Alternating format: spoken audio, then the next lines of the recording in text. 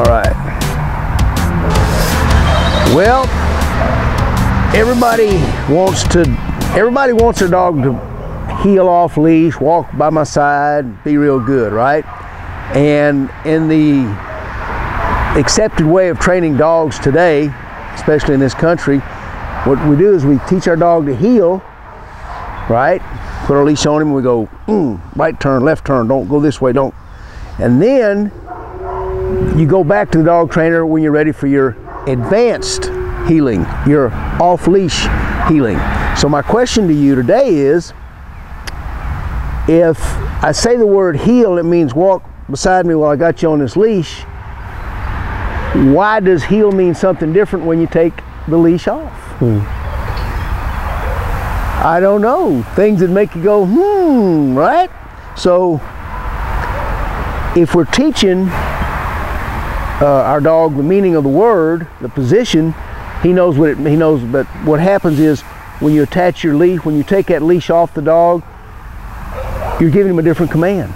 Heel literally does mean something different without the leash. Why do I say that? Little observation I made several years ago. Think about this. How many people do you know, or maybe it's happened to you, will tell you, whenever we go to walk Fluffy, she just gets so excited whenever she sees us pick up the leash. She just runs to the door, she's so happy. Because you got to remember, Doglish, the language he's speaking, is 60–70% body language. And dogs are the best observers of human body language of any creature on the planet. They really do a better job of reading our body language than we can do for most of us. So everything that they do, everything we ask them to do, they combine our sound with our body language. So if you pick up a leash to go for a walk, that means in their mind, whether you said walkie or not, they're going for a walk. If you put a leash on to teach heel, that means you're teaching heel. And then when you ask them to heel without the leash, it's kind of like you just go, hey Fido, but you never finish the word because you didn't put the leash back on. So what we do, or what I do I should say, is I teach heel not as going for a walk. I teach them to really understand the word. I want all the dogs to comprehend the meaning of the words I use. That's why I don't use a leash to teach, because then when I take the leash off, the word would have a different meaning. We're going to teach everything as a position. Let's take it a step further if you're teaching the heel command. If you teach it as a position, the dog understands no matter what your body's doing, he understands the word itself. So it's a position. You'll see a lot of the people that compete, they'll either call the dog to heel where he goes around here, he fish hooks around this way. Well, guess what? They taught them that with a leash, and by leash that can be an electric collar as well, because electric collar is nothing, a shock collar, it's nothing but a longer leash. So if they don't have that transmitter on their neck, hey, I don't even know what that word means. When you teach it as a position, you can call your dog to heel as a discipline recall from anywhere that the dog may be. So that's one advantage of teaching it as a position. The next problem people have, if you're going to teach your dog off leash, show him where you want him to be, communicate with him how you want him to be, and he's going to learn it all. Because let's face it, you're putting a leash on the dog to get him to walk with you, and you're not to teach him to walk with you. You're teaching him, you're using that leash to teach him not to walk over there. So it's starting off teaching heel with a correction. And you can't correct something if you don't know what it is, because all that does is cause frustration.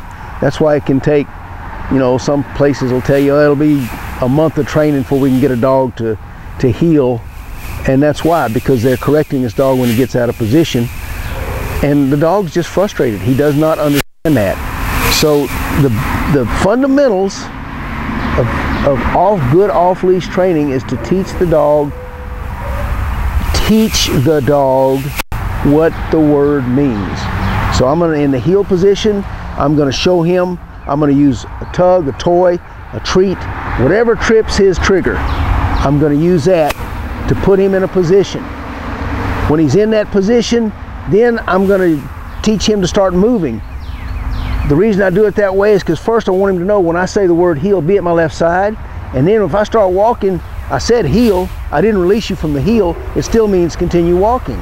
And then at that point, hey, it'll take me like, 45 minutes with a good dog, with a Western Shepherd, to teach them heel. And then I can put a leash on them and I don't confuse them because they know heel means be at my left side. Simple as that. That's the secret of off-leash training, is to teach your dog. Remember the 3 T's of training. First you teach, then you do what we call training. And training is nothing more than repetition of what the dog learned. And the last thing you do is you test. That's the last T. That's when you go around distractions and see if he still listens to you.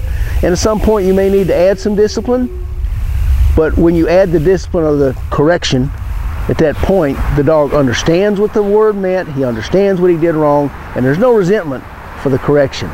In fact, there's understanding and a desire on the dog's part to do it better next time. So, trivia question. I said we do a trivia question. Here we go, folks. This is a simple one. I make this for all the true dog lovers out there.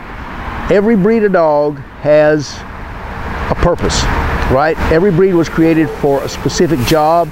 That's why it has certain physical characteristics that make it look different from another dog. A shepherd from a mastiff, for instance. So, with that in mind, let's think about all the toy breeds in the world. Little bitty. Every breed was created and perfected for a specific job, and their physical attributes reflect that job. What job did the toy breeds have in the 1500s and 1400s and 1200s and back and back and back? And don't tell me it's to warm the lords and ladies' laps, because that's not the job. They had a job.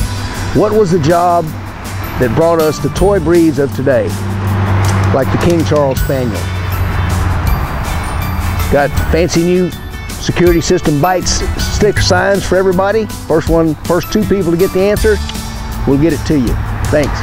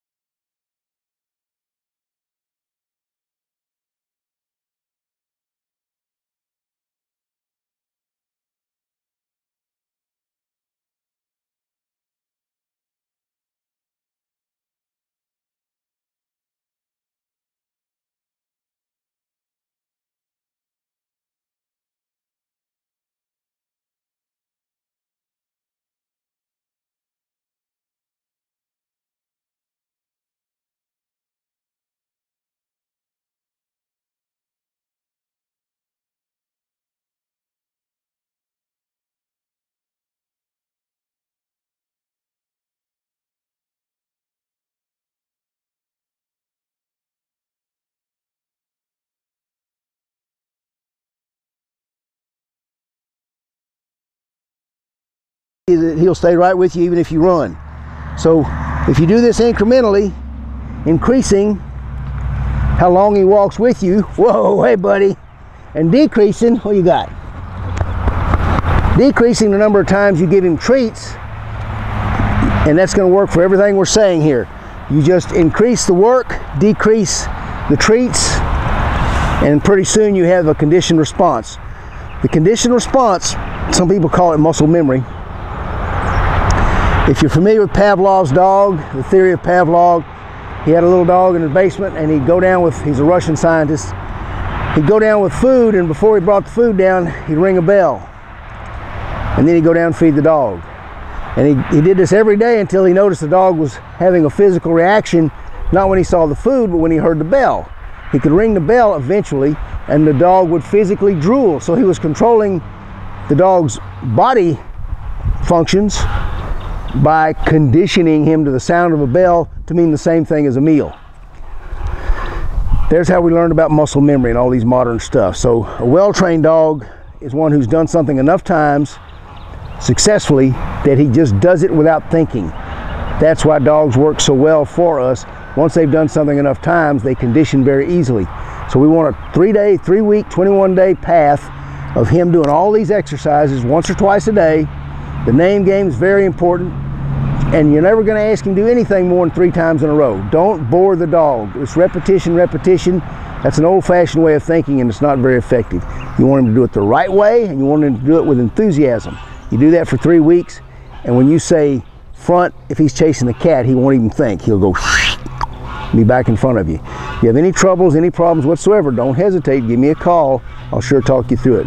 You got a great dog. Hope you enjoy him. Thank you for letting me work with him.